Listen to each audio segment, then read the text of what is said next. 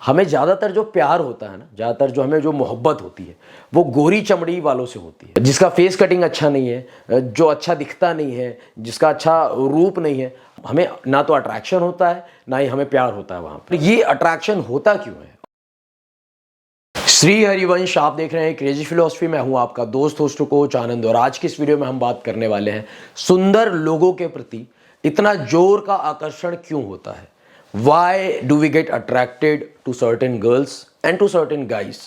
लोग पूछना स्टार्ट करते हैं कि सर, बातें चाहे हम कितनी भी बना लें, but we get attracted to certain people, we get attracted to handsome guys, we get attracted to beautiful women. और ये अट्रैक्शन होता क्यों है, और इसको थोड़ा सा हम समझने की कोशिश करेंगे, इस गुत्थी को सुलझाने की कोशिश करेंगे। I have 2 stories to share with you guys. सबसे पहली स्टोरी है कि देखिए, एक राजा था, बहुत बड़ा उसका वैभव, बहुत उसका अच्छा शासन, बहुत ही सुंदर जो है उनकी धर्मपत्नी थी, और बहुत ज़्यादा वो अट्रैक्टेड थे, बहुत ज़्यादा वो अटैच थे अपनी पत्नी से, अपनी वाइफ से। हमेशा जो है उनसे चिपके रहते थे। ये सच्ची घटना है, सच्ची कहानी है। हमेशा चिपके रहते थे, हमेशा बोलते थे कि हम आपके बिना जी नहीं सकते रानी साहिबा, हम मर जाएंगे, आप नहीं रही तो फिर हम भी नहीं रह पाएंगे, और दुनिया भर की बातें, और सातों जन्म हमारा आपका साथ लिखा हुआ है, और भगवान ने हमें इसलिए मिलाया है, और ये वो दुनिया। और रानी जो है, रानी को जब इतनी अटेंशन मिलती थी, इतना ध्यान मिलता था, तो रानी भी बहुत खुश रहती थी। राजा की और भी रानियां थी, बट राजा उन रानियों की तरफ कभी देखते ही नहीं थे, क्योंकि ये जो रानी थी सबसे सुंदर, सबसे मतलब एकदम अमेजिंग, हटके, यूनिक।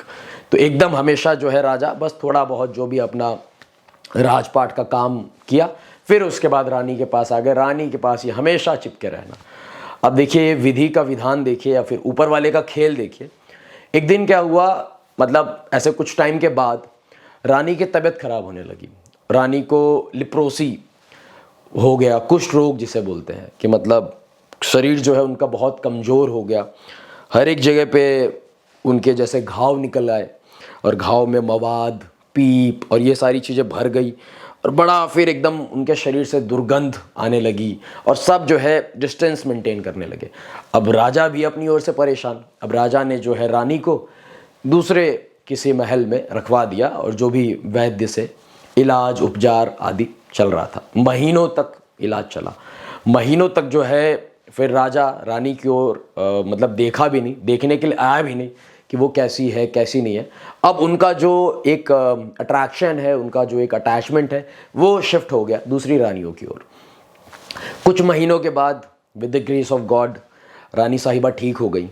ठीक होने के बाद जब पता चला धीरे धीरे वो रिकवर कर रही हैं, रिकवर कर लिया उन्होंने कंप्लीटली स्वस्थ हो गई, कंप्लीटली हेल्थी हो गई, पहले जैसी ही सुंदर और सब कुछ। बहुत समय लगा, और ऐसे ऐसे वैद्य थे तो ये चीज़ पॉसिबल हो पाई उनके लिए। तो फिर क्या हुआ, फिर जो है राजा को जब पता चली ये बात कि यार ये तो फिर से ठीक हो गई है, तो फिर राजा एक बारी फिर से जाते हैं और अपनी ओर से कहते हैं कि कैसी हैं आप। तो रानी कहती है कि आप चुपचाप यहाँ से निकलो, आप चुपचाप चलो यहाँ से, आपको ये जो मक्खन लगाने की ज़रूरत नहीं है, बटरिंग करने की ज़रूरत नहीं है, चापलूसी करने की ज़रूरत नहीं है।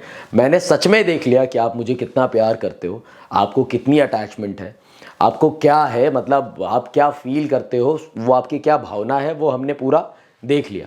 मतलब जब हम बीमार पड़े, जब हमें ये बीमारी हुई, हमें रोग हुआ, आप देखने तक के लिए नहीं है। अब हम फिर से स्वस्थ हो गए तो आप फिर से चिपकने की कोशिश कर रहे हैं कि कैसी हैं आप, क्या हालचाल है आपके, ये सब फालतू की बात। तो रानी ने कहा कि मुझे पता चल गया है कि ये बस जो खेल है ना, रिलेशनशिप्स में, रिश्तों में, इन चीज़ों में, ये बस ऊपर ऊपर की चमड़ी का खेल है, बस ऊपर ऊपर की चमड़ी का। ये चमड़ी गोरी तो भैया बहुत सारे लोग आपकी ओर अट्रैक्ट होंगे, ये चमड़ी काली तो वैसे ही लोग जो है डिस्टेंस मेंटेन करना स्टार्ट करते हैं। चमड़ी चमक रही है तो फिर लोगों का अट्रैक्शन भी काफ़ी हाई फाई लेवल पे है कि यार ये वो, और दुनिया भर की बातें, और इसको अपने अपने हवस को, अपनी ये विषय वासनाओं को प्यार का नाम दे देना, मोहब्बत का नाम दे देना, सातों जन्म तक साथ निभाएंगे, ऐसे ऐसे नाम दे देना। तो ये चीज़ तो है। और जैसा आजकल लड़कियां जो हैं, उन्हें लगता है कि यार ये जो लड़के हैं ना, ये हमारे पीछे बहुत पागल हैं, ये बस तुम्हारे जिस्म के पीछे पागल हैं, ये बस जो तुम्हारी गोरी चमड़ी है बस ये जो चमड़ी है इसके पीछे पागल है। तुम्हें कोई बीमारी हुई, कुछ ऐसा हुआ, चुपचाप सब निकल जाएंगे। तो सब आपका शोषण करने के लिए आपके पीछे लगे हुए हैं। और इस चीज़ को देख के अगर आपको लगता है कि मेरे अंदर कुछ है, तो कुछ नहीं है आपके अंदर, बस ये आपकी गोरी चमड़ी का, आपकी इस चमड़ी का कमाल है बस। तो एक स्टोरी तो ये है। दूसरी स्टोरी है कि एक राजकुमारी थी। राजकुमारी बहुत सुंदर, मतलब बहुत सुंदर, मतलब बहुत सुंदर। अब वहाँ पे एक नौकर जो है उनके यहाँ काम करता था। तो अब ज़्यादा देखो इतनी दूरियां होती हैं कि फिर आप वो नहीं कर सकते, नज़रें नहीं मिला सकते या पास नहीं जा सकते। लेकिन एक दिन वो काम कर रहा था और रानी साहिबा जो है वो धूप में खड़ी थी। ये स्टोरी मेरे महाराज जी ने, मेरे गुरु जी ने सुनाई थी। वो धूप में खड़ी थी रानी, और खड़े होके नहा धो के आई और फिर अपने बाल ऐसे संवार रही थी और श्रृंगार कर रही थी। और फिर जब इस नौकर ने देखा तो कहा, आह मैं तो लुट गया, बर्बाद हो गया सनम, और फिर यही मेरे लिए सब कुछ है, मतलब she is everything to me and for me. तो अब इसके बिना मैं जी नहीं सकता। धीरे धीरे वो जो नौकर था वो राजकुमारी के टूवर्ड्स बहुत ज़्यादा अटैच हो गया, बहुत ज़्यादा आसक्त हो गया। और धीरे धीरे धीरे धीरे धीरे धीरे एकदम हमेशा उसके दिन रात उसी के ख्यालों में, और कि यार वो कैसी थी, उसके बाल कैसे थे, उसने ड्रेस कैसी पहन रखी थी, और उसके श्रृंगार और ये पूरा सोने चांदी जेवर और ये वो, बस इसको लेके सोचता रहता। धीरे धीरे उसका खाना पीना सब कुछ छूट गया। फिर अपनी ओर से और परेशान, घर वालों ने देखना स्टार्ट किया कि ये तो मतलब दुबला पतला होता जा रहा है, क्या बात है, मतलब उससे पूछा। तो उसने कहा नहीं नहीं कोई बात नहीं, कोई बात नहीं। फिर और टाइम गुजरा तो और फिर उसने जो है उसका शरीर और कमज़ोर हो गया। फिर जो उसकी मम्मी थी उन्होंने पूछा माता जी ने कि सच्ची सच्ची बताओ बेटा, देखो हम बैठ के चीज़ों को सॉर्ट आउट करेंगे, समझने की कोशिश करेंगे, आप बताओ हुआ क्या है। तो अब वैसे खैर राजकुमारी और ये कहाँ नौकर।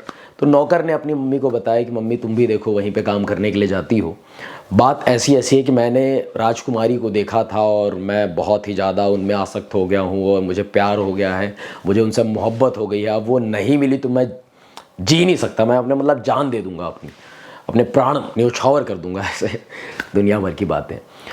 तो मम्मी ने कहा कि ये चीज़ देखो भूल के भी किसी को पता नहीं चलनी चाहिए, खासकर राजा को या फिर किसी राज परिवार के किसी भी जन को, अदरवाइज़ तो फिर वो फांसी पे चढ़ा देंगे आपको। तो इसने कहा कि मम्मी एक बार देखो आप कुछ। तो अब मम्मी तो मम्मी होती है, माता जी का दिल जानते ही हो आप सबकी कैसा होता है। फिर माता जी गई, अब उनको तो अब वो लेडीज़ हैं तो वो गई। जाने के बाद फिर राजकुमारी से उन्होंने कहा एकांत में कि देखिए रानी साहिबा, आप तो खूब भजन करने वाली हैं, भक्ति करने वाली हैं, और हो सकता है आप इस चीज़ को समझें और हमारे पुत्र को कोई दंड ना दे।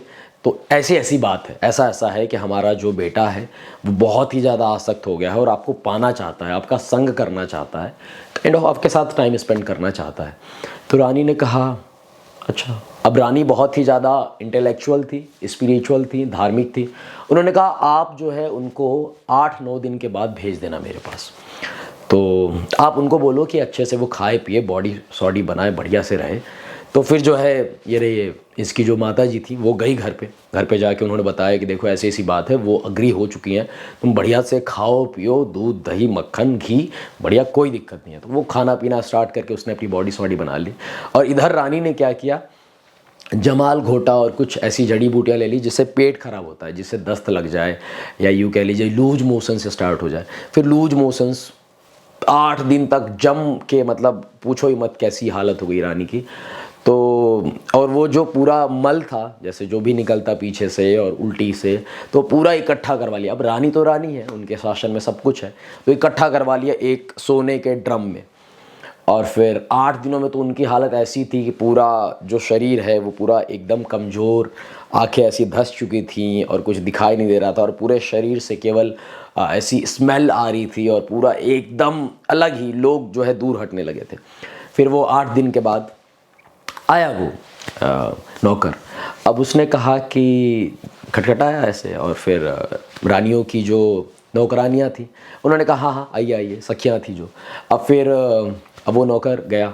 अब उसने जो ही ऐसे पीछे से ही देखा था, कहा कि क्या आप वही लड़की हो, क्या वही राजकुमारी हो जिसको मैंने देखा था उस दिन, जो इतनी सुंदर थी, जिसके बाल इतने सुंदर थे, जिसका मतलब जिससे इतनी सुगंध और ये वो आ रही थी।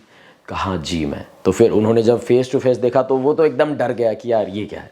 फिर उन्होंने कहा कि अच्छा, जो आप तो उस टाइम पे बहुत सुंदर थे, मतलब 8 ही दिन हुए हैं, आप बहुत सुंदर थे, बहुत ब्यूटीफुल थे, ये सुंदरता कहाँ चली गई आपकी, और मुझे वही चाहिए। तो कहा देखो, अच्छा आपको सुंदरता चाहिए, आप ये देखो जो सोने का ड्रम है इसको देखो, इसमें ही जो मेरी सुंदरता है ये मैंने भर के रख दी है।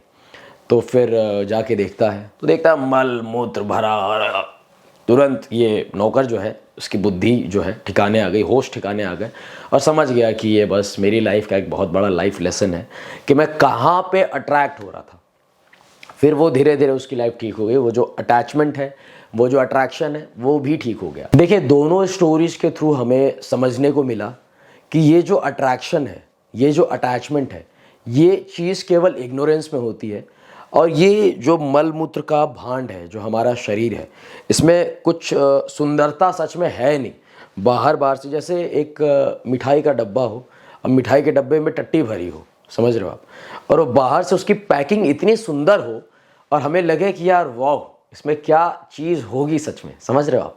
मतलब ये एग्जाम्पल थोड़ा सा सूटेबल नहीं हो सकता है, लेकिन इस चीज़ को समझने की कोशिश कीजिए। जैसे एक मिठाई का डब्बा है, पैकिंग इतनी सुंदर है, इतनी सुंदर है कि हमें लग रहा है कि यार इसमें ना क्या औसम मिठाई होगी, मतलब बढ़िया मज़ा आ जाएगा खाने से। लेकिन उसके अंदर क्या है, उसके अंदर पक्का पूरा जो है टट्टी और पेशाब भरा हुआ है, और हमें लग रहा है कि वाह क्या सुंदरता है। वही सेम सुंदरता हमको दिखाई देती है जब हम किसी लड़की को देखते हैं, जब हम किसी लड़के को देखते हैं, और हमें लगता है कि वाह इसके अंदर क्या है। लेकिन ये बस बाहर से चमड़ी है, और सच में इसके अंदर आप देखें तो क्या है, खून है, हड्डी है, मांस है, और ये गंदी गंदी चीज़ें, कीड़े और ये वो, और यहाँ पे टट्टी, ये सब, ये सारी चीज़ें भरी हुई हैं। किसी का आप ऑपरेशन होते हुए देखो, या इमरजेंसी वार्ड में जाओ, आप कभी हॉस्पिटल गए हो तो, किसी का पैर कटा हो, किसी के हाथ कटे हो, या कुछ ऐसा हुआ हो, किसी का ऑपरेशन हुआ हो, अब देखो उसकी हालत, आपको देखने की इच्छा नहीं होगी कि यार क्या बात करते हो। लेकिन यही सच्चाई है कि इसमें कुछ है नहीं। लेकिन फिर भी देखो, भगवान की मतलब ऐसी माया है, जैसा हम बोलते हैं कि यार बड़ा यार मोह माया में फंसे हुए हैं। जैसे कोई पूछे कि और कैसे हो, यार मोह माया में फंसे हुए, यही मोह माया है। सब कुछ जानते हुए, सब कुछ समझते हुए, फिर भी हमारा ध्यान उधर जाता है, यही मोह माया। अब इससे ऊपर उठने के लिए देखिए बस एक ही चीज़ है कि हम इग्नोरेंस से विजडम की ओर आना स्टार्ट करें। और जो ये बीच का रास्ता है, ये अध्यात्म से ही तय होता है। जप, तप, ध्यान, पूजा, पाठ, समर्पण, इन चीज़ों से ही कहीं ना कहीं आप समझ पाते हैं, सेवा, सुमिरन, सत्संग, कथाएं, आप समझ पाते हैं कि लाइफ का इसेंस क्या है, कहाँ पे सच में प्लेजर है। अब इसी में हम समझते हैं, चाहे देखो कोई भी कितना भी सुंदर कोई हो, कितना भी कोई भी सुंदर हो, लेकिन जब वो खाएगा तो हगेगा वो टट्टी ही, समझ लो। कोई भी सुंदर हो, कोई सुंदर लड़का हो, कोई सुंदर लड़की हो, लेकिन जब वो इंसान हगेगा तो क्या हगेगा, टट्टी हगेगा। निकलेगा तो क्या निकलेगा, पेशाब निकलेगा। अब जितने हमारे बॉडी पार्ट्स हैं, कहीं से भी देख लो आप, एक एक जो भी छिद्र है, रोम छिद्र है, उससे तो पसीना और बदबू और गंदगी निकलती है।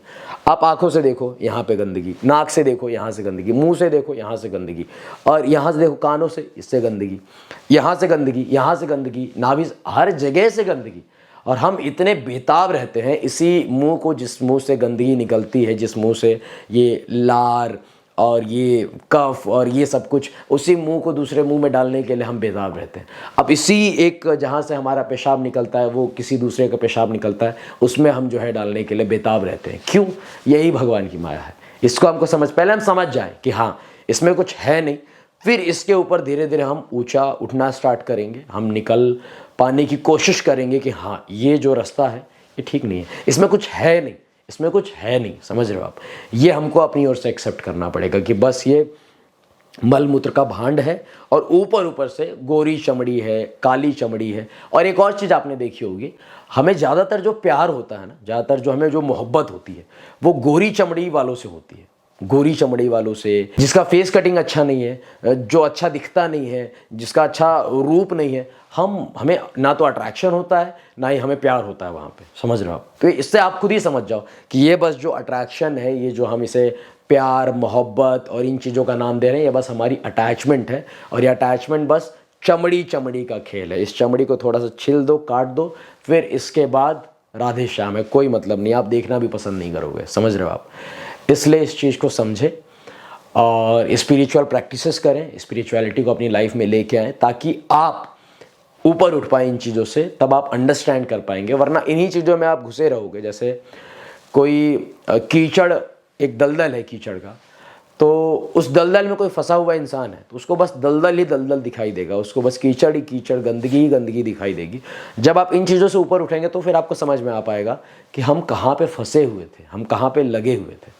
बस इतना ही कहना चाहता था आपका दोस्त कोच आनंद। अगर आप चाहते हैं कि मैं आपको 1-on-1 गाइड करूं, एक वॉइस कॉल के थ्रू, एक वीडियो कॉल के थ्रू, तो आप पेड प्राइवेट कॉल बुक कर सकते हैं, व्हाट्सएप कर सकते हैं मेरी टीम को 8290343014 पे। Thank you very much for watching this video. Stay connected, stay blessed. प्राणधन Shri Radha Vallabh Lal bless you my friend. जय हिंद, जय भारत।